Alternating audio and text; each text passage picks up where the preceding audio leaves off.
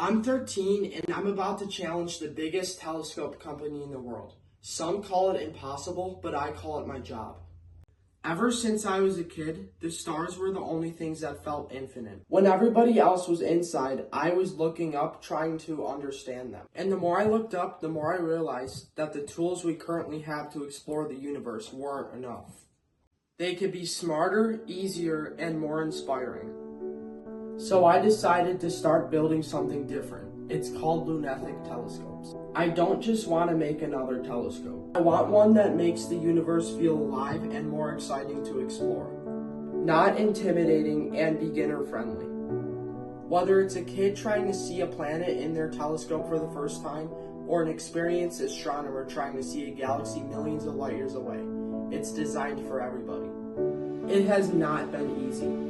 I've reached out to manufacturers, learned how to design in CAD, and learned all the optics, things most adults wouldn't even try to do. And here I am, a teenager trying to go toe-to-toe with a company that's been building telescopes for years, Celestron. Every mistake, every tiny win brings me closer to making my first model of telescopes. This isn't about building a telescope, it's proving that age doesn't define ability.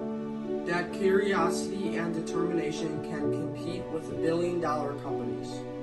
I'm not just building a telescope, I'm building proof that it's possible to challenge the giants. Every judge, every calculation, and every step, it's all for one thing. It's showing that passion can outmatch experience and vision can outmatch money.